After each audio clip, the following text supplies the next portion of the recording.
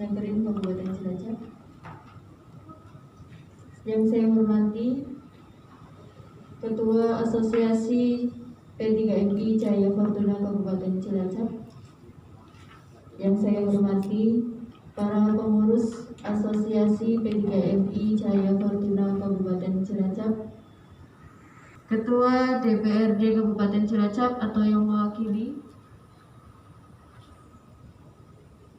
serta para tamu undangan yang berbahagia.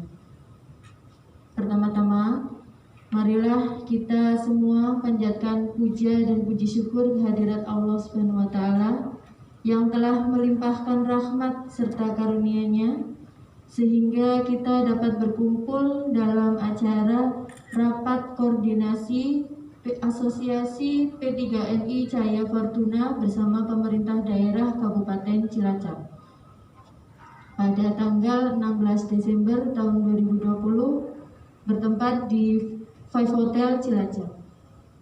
Assalamualaikum warahmatullahi wabarakatuh. Selamat siang dan salam sejahtera untuk kita semuanya. Yang kami hormati Pak Didik selaku Kepala Disnakerin, Pak Tiknyo yang kami hormati juga, dan tak lupa juga Ketua Asosiasi Kepala Cabang P3MI se-Kabupaten Cilacap yang kami banggakan. Sebelumnya marilah senantiasa kita memanjatkan puji syukur kehadirat Allah Subhanahu wa Ta'ala bahwa pada pagi menjelang siang hari ini kita semuanya masih diberi nikmat sehat, selamat, sehingga kita dapat melaksanakan agenda rapat koordinasi di Five Hotel ini.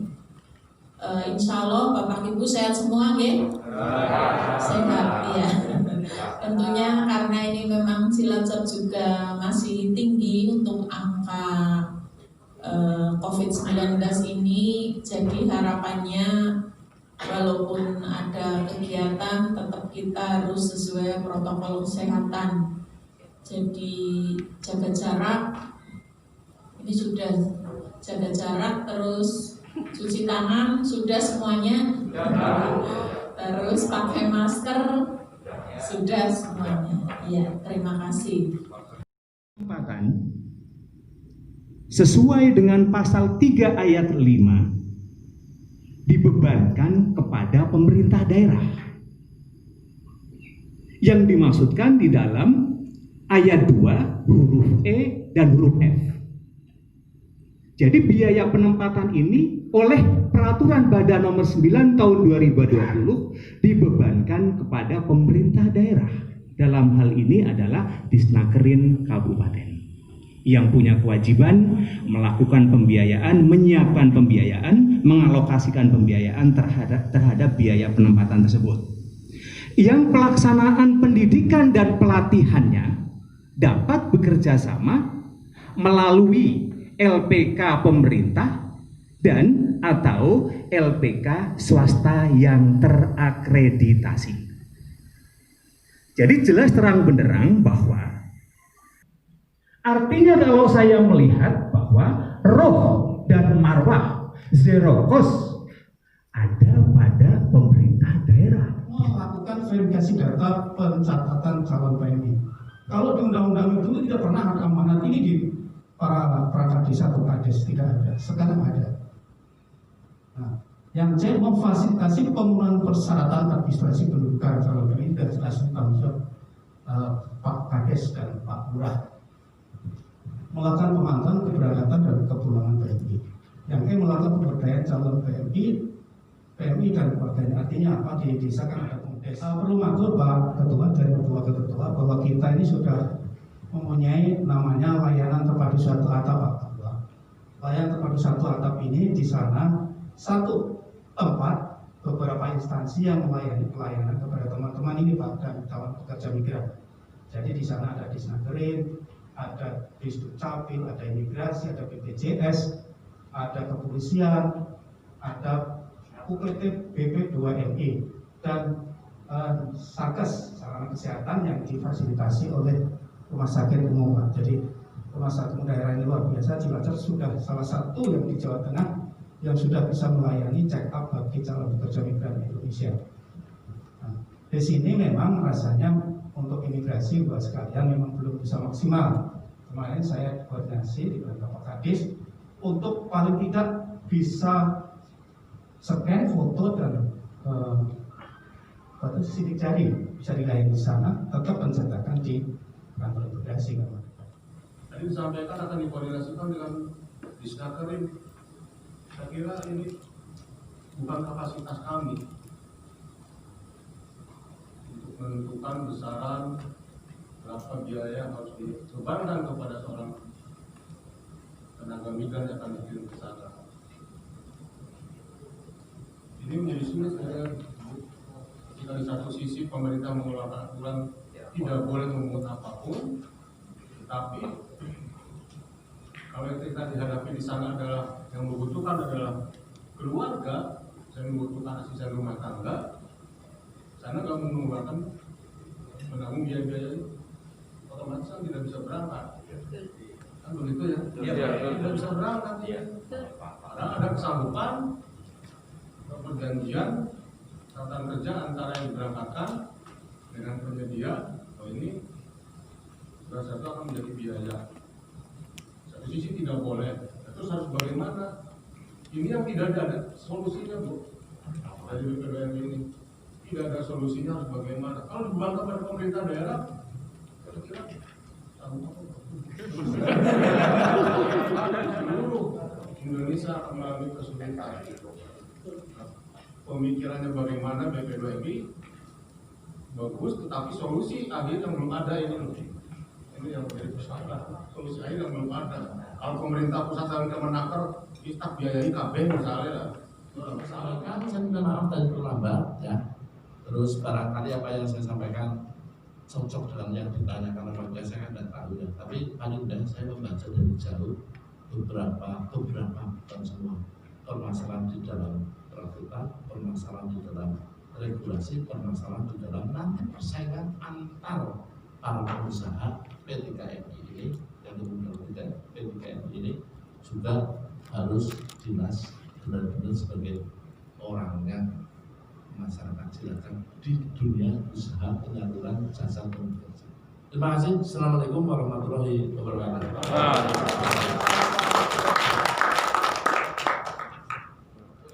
Pertama karena kita diundang sama asosiasi dari P3MI ya. Kabupaten Cilacap. Kita pikir ini sesuatu yang luar biasa sehingga kami DPD hadir tidak hanya sendiri, ini ada Bu Wakil Ketua Bu Purwati. Jadi tadi beberapa permasalahan yang didiskusikan dengan dinas, dengan teman-teman dari DPD, nanti permasalahannya dari hulu sampai hilir kita diskusikan. Bagi kami ini sangat penting. Ini kan lagi kita asosiasi yang membidangi di dalam penyaluran tenaga kerja TKI baik formal maupun non formal. Ada beberapa regulasi yang memang harus mulai disosialisasikan baru menghadapi COVID new normal. Juga ada regulasi yang berkaitan dengan pada saat para pengusaha ini tidak boleh melakukan pungutan. Apakah saat melakukan pendidikan, pelatihan itu juga masuk kategori pungutan? Itu karena ada biaya yang digotong royongkan. Tadi sudah didiskusikan. Tapi bagi kita DPD kita akan dorong. Di antaranya dinas tadi menyampaikan anggaran untuk pelatihan, is okay. Kalau yang namanya anggaran itu is okay. Selama nanti menjadi rencana kerja dan itu baik untuk masyarakat Cilacap, bisa mengambil kuota sebesar-besarnya dari kebutuhan tenaga kerja yang dikehendaki untuk orang Indonesia, kita support sebanyak-banyaknya, gitu ya. Jadi kita hadir hari ini menghadiri rapat koordinasi mereka yang mengundang dinas dan mengundang kita, begitu. Itu berkaitan dengan new normal karena adanya COVID. Tapi paling tidak permasalahan pokoknya ada. Bagaimana sistem perakutan itu adalah misalkan ada kuota Indonesia dibutuhkan 6.000 untuk TKI berisi bla bla bla. harus punya sertifikasi keahlian. Keahlian ini diambil pemerintah supaya melakukan pendidikan melalui dinas terkait. Nah, anggaran-anggaran ini yang saya sampaikan, kita akan support. Nah, Terkait saat itu butuh, kita akan support. terkait dengan undang-undang dari kepala badan seperti apa Pak menyikapinya itu? Jadi tadi sudah disampaikan termasuk tadi dari kepala badan berkaitan dengan soal ini apa pelatihan, penempatan yang membutuhkan kos, katanya tidak ada kos, tidak Zero boleh cost, melakukan pungutan, zero cost, tapi sementara dari mana pengambilan ini? Jadi saya sampaikan penggambaran baik G2G maupun agent, menurut saya itu sudah ada biaya menurut saya. Maka dari itu harus dipertanyakan, harus disampaikan kepada pihak pemerintah pusat sebagai pengawas agent nasional. Kalau di daerah kan ini semacam cabang. Nah, ini yang di nasional. Maka tadi saya sampaikan, dinas sama DPD ketemu dengan kementerian yang bisa mengawasi perusahaan-perusahaan ini, agent-agent ini adalah pemerintah pusat. Maka kita harus sampaikan. Jadi bagus, zero memang harus zero. Tapi zero ini siapa yang menanggung beban ini? Anggarannya gitu Pak ya? Anggarannya. Nah kalau untuk langkah kedepannya seperti apa Pak ini Pak? Begini, kalau ini langkah yang tercepat dari peraturan yang ada, kita akan melakukan audiensi. Kita akan tanyakan ke kementerian. Langkah selanjutnya kita akan lihat bahwa hulu dari sampai hilir itu perakutan sampai dengan pemberangkatan pihak agent penerima negara tersebut. Sudahkah ada klausul pembayaran? Tidak mungkin menurut kami itu. Malah saya belum bisa mengatakan bahwa pemerintah harus hadir membiayai ini. Karena menurut kami antar agent saja mesti sudah ada biaya itu. Nggak mungkin terima orang matang itu nggak mungkin. Dan jangan sampai dibebankan menjadi dijamin oleh bank penjamin, kemudian si PJTKI itu nanti membayar sendiri. Artinya nanti si pejuang ini membiayai diri sendiri, sementara kita mendapatkan banyak tenaga kerja, kehidupan sosial ekonomi, devisa ini yang luar biasa. Ini yang nanti kita belum bisa sampaikan, kita akan komunikasi dengan kementerian dulu. Tapi intinya tidak ada niatan menurut kami undang-undang, peraturan badan dan yang lainnya yang akan menyengsarakan. Barangkali ada yang perlu dikomunikasikan. Terima kasih Pak. Sama-sama. Ada tambahan Ibu? Kami selaku wakil rakyat yang ada di daerah Kabupaten Cilacap, pada prinsipnya kita mendukung apa yang menjadi aspirasi dari P3MI ini. Nanti kami akan koordinasi ke Kementerian Ketenagakerjaan di pusat karena itu aturannya juga nanti dari sana. Kita di Pemda ini intinya untuk apa yang tadi sudah disampaikan terkait dengan pelatihan bagi persiapan tenaga kerja yang akan dikirim ke luar negeri, itu insya Allah sepanjang itu keuangannya ada sesuai peraturan, insya Allah kami juga bisa membantu. Demikian, terima kasih. Oke, terima kasih Bu. Terima kasih Bapak. Sama.